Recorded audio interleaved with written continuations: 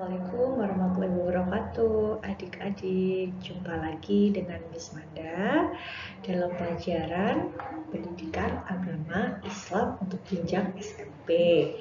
Baik, untuk pelajaran agama pada pertemuan kali ini, Miss Manda akan menyampaikan materi yang berkaitan dengan patuh kepada orang tua, guru, dan juga empati terhadap sesama. Apa itu ya? Mari kita simak bersama-sama. Nah, ini adalah peta konsep. Jadi sebelum Miss Manda menampilkan materi yang akan Miss Manda sampaikan pada kesempatan kali ini adalah peta konsep yang akan kita bahas ya, yaitu hormat dan patuh pada orang tua dan juga guru dan juga empati itu adalah tiga ini masuk ke dalam sikap terpuji gitu ya. Jadi sikap terpuji itu adalah sikap yang baik. Nah, jadi apa saja tuh yang bisa kita lakukan? Nah, diantaranya kita bisa berempati, bisa hormat dan patuh kepada orang tua, dan juga hormat dan patuh kepada guru, gitu ya. Apa itu empati? Nah, nanti empati itu kita akan kenalkan ya. Kita akan membayangkan dan merasakan dulu gitu ya. Lalu kita akan paham ya, memahami dan amati, nanti akan melakukan tindakan tertentu gitu ya untuk mewujudkan rasa empati seperti itu. Begitu pula dengan hormat dan patuh kepada guru, itu pun juga kita harus mengamati perilakunya seperti apa, kita pahami lalu kita lakukan dan kita wujudkan dalam tindakan. Nah, jadi harapan Miss Manda setelah pelajaran ini adik-adik sudah paham dan juga bisa mengaplikasikan ya, melakukan wujud-wujud dari empati, hormat kepada orang tua dan juga patuh hormat kepada guru itu diwujudkan dengan tindakan seperti itu ya. Baik, kita satu persatu. Rasa empati itu apa toh? Nah, empati itu adalah sikap ikut merasakan perasaan orang lain, gitu ya. Baik tatkala orang lain tersebut sedang mengalami musibah maupun mendapatkan kebahagiaan. Contohnya gimana? Jadi semisal ada temannya yang dari pagi kok terlihat murung, terlihat sedih. Nah, sebagai teman yang memiliki rasa empati, sebaiknya kita bisa menyapa dan menanyakan gitu ya, memberikan perhatian gitu ya terhadap teman tersebut. Itu adalah salah satu wujud empati.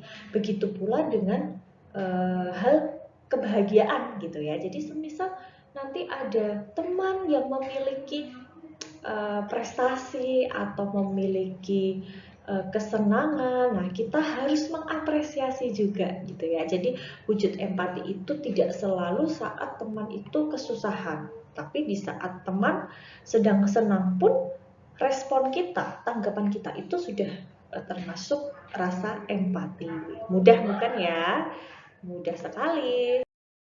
Nah, ini dia hadis yang terkait dengan empati ya. Mari kita baca bersama-sama ya. Anin Nu'man bin Bashirin yahdubu yaqul Rasulullah sallallahu alaihi wasallam yaqul masalul mu'minina fi tawaddihim wa tarahumihim wa ta'adufihim masalul jasad idastaka minhu syai' tada'alahu sairul jasadi bisahari wal humma. Nah, artinya apa? Artinya dari Nu'man bin Bashir, ia berkata, Rasulullah SAW bersabda, perumpamaan orang-orang mukmin dalam berkasih sayang, cinta mencintai, serta memadu kasih ibarat satu tubuh. Apabila ada anggota badan yang sakit, maka seluruh tubuh akan ikut merasa sakit dengan tidak bisa tidur dan demam. Nah, ini maksudnya ya kita berempati gitu ya. Jadi misalnya ada orang lain sesama manusia, orang-orang mukmin itu kan berarti insya Allah kita termasuk ke dalam orang-orang mukmin, itu sesama muslim gitu ya. Jadi kita bisa ikut merasakan gitu ya. Jadi misalnya sedang sedih juga kita bisa ikut merasakan sedih, kita tunjukkan rasa empati kita.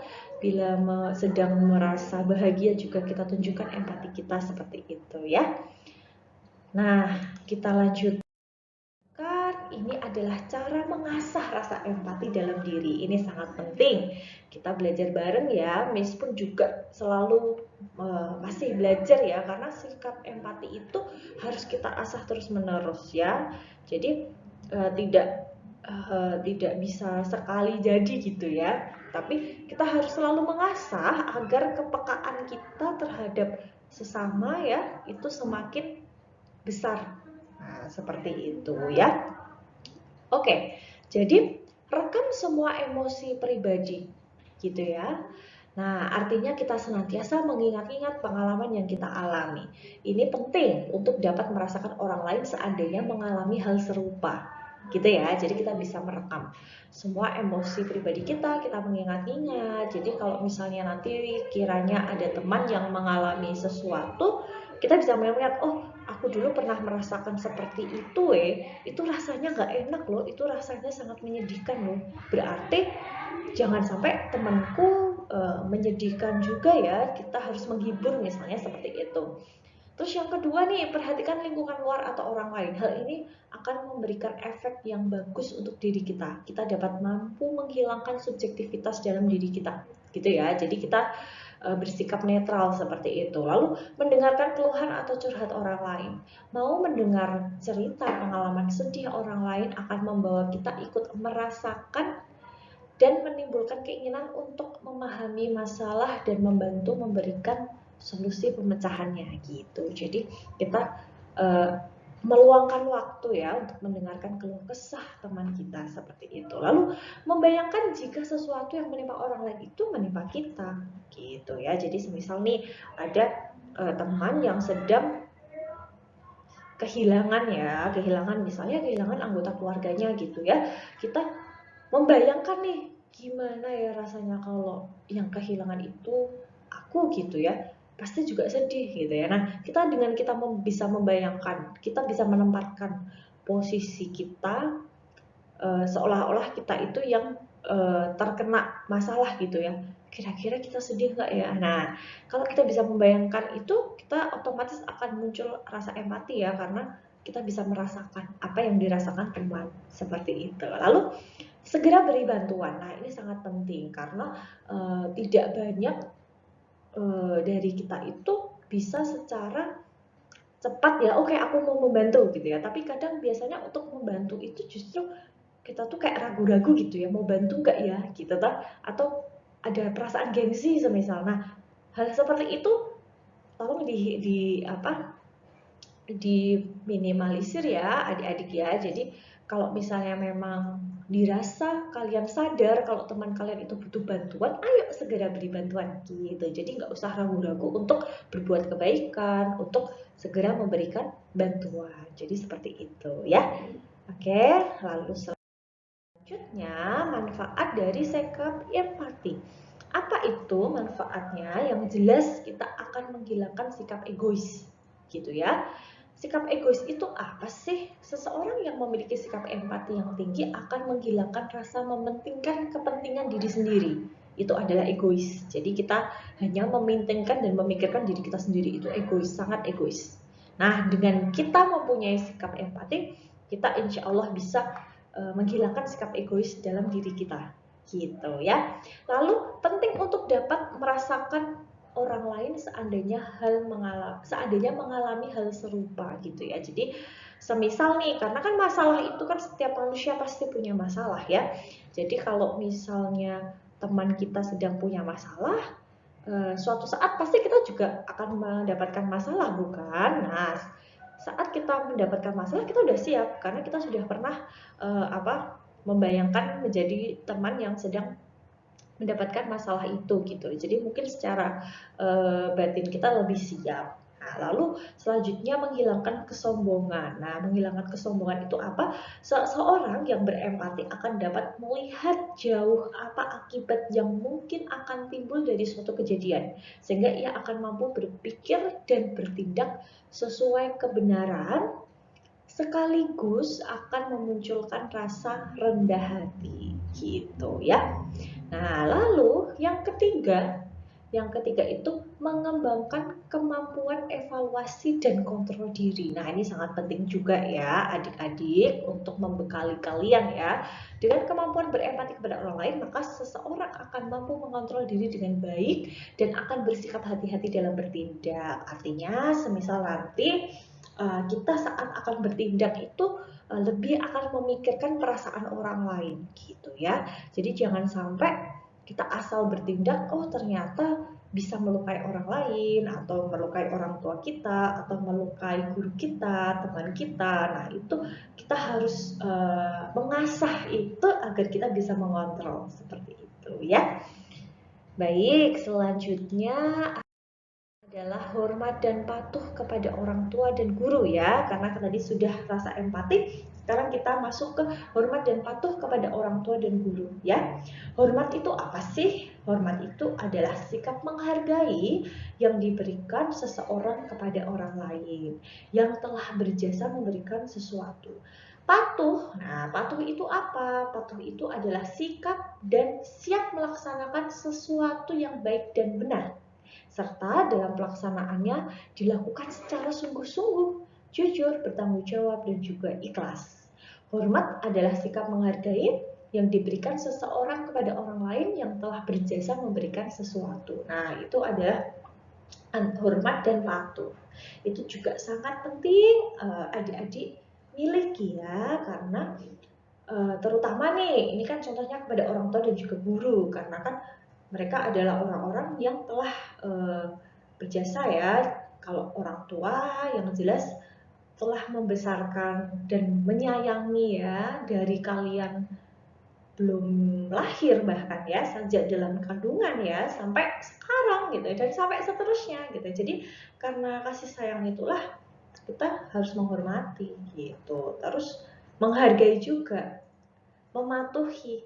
Nah, itu adalah sikap-sikap dasar yang sangat penting dan harus kita terapkan gitu ya. Lalu, nah di sini ya mungkin orang tua itu apa sih? Nah, orang tua itu ibu bapak kita ya yang melahirkan, mengasuh, mendidik dan membesarkan kita. Kalau guru itu orang yang berprofesi sebagai pendidik dan pengajar siswa-siswanya di sekolah ya, baik guru formal maupun non formal. Nah, kalau pesantren, panti asuhan, tempat les, TPA dan lain-lain. Jadi guru itu tidak hanya yang ada di sekolah ya, tapi kalau kalian misalnya punya guru les atau mungkin kalian TPA gitu ya. Nah, itu semuanya sudah termasuk guru loh, karena guru itu adalah seseorang yang mengajari kalian gitu ya. Jadi harus tetap dihormati. Nah, ini ada dalil tentang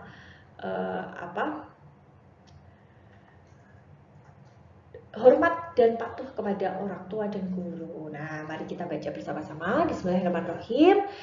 Wa qadha rabbuka alla ta'budu illa iyyahu bil walidaini ihsanan imma yablughanna 'indakal kibara ahaduhuma aw kilahuma fala taqul lahuma uffi wala tanharhuma wa qul lahuma qawlan kari'an. Nah, artinya apa ya? Dan Tuhanmu telah memerintahkan agar kamu jangan menyembah selain Dia dan hendaklah berbuat baik kepada ibu bapak. Ya, jika salah seorang di antara keduanya atau kedua-duanya sampai berusia lanjut dalam pemeliharaanmu, maka sekali-sekali janganlah engkau mengatakan kepadanya perkataan "ah" dan janganlah membentak keduanya. Dan ucapkanlah kepada keduanya yang baik. Nah, itu adalah Quran surat Al-Isra ayat 23 gitu ya. Jadi dalilnya sudah sangat jelas ya anak-anak untuk pentingnya hormat dan patuh kepada guru dan juga orang tua. Lalu, baik, untuk sikap terhadap orang tua ya, jadi beberapa sikap yang harus kita lakukan terhadap orang tua kita adalah yang jelas hormat dan patuh terhadap orang tua, dilarang berkata kasar, dilarang membentak, berkata dan bersikap lemah lembut, sopan, merawat mereka, mendoakan mereka, menaati dan mendengarkan nasihat baik mereka. Lalu sikap terhadap guru, mengucapkan salam ketika bertemu, menaati nasihat baik mereka, bertutur kata yang sopan dan baik, dan juga menghormati mereka. Begitu ya adik-adik. Baik, alhamdulillah sudah selesai untuk materi tentang empati dan juga hormat dan patuh terhadap orang tua dan juga guru pada pelajaran agama kali ini. Semoga apa yang Miss Mada sampaikan bisa diterima dan bisa diaplikasikan dengan baik sehingga kalian bisa tumbuh menjadi pribadi yang lebih baik, lebih soleh-solehah gitu ya, dan juga bisa lebih menghargai seperti itu ya. Terima kasih ya adik-adik atas perhatiannya. Miss akhiri untuk video pelajaran agama pada kesempatan kali ini. Sampai jumpa lagi dengan materi pelajaran agama berikutnya. Wassalamualaikum warahmatullahi wabarakatuh. Sampai jumpa.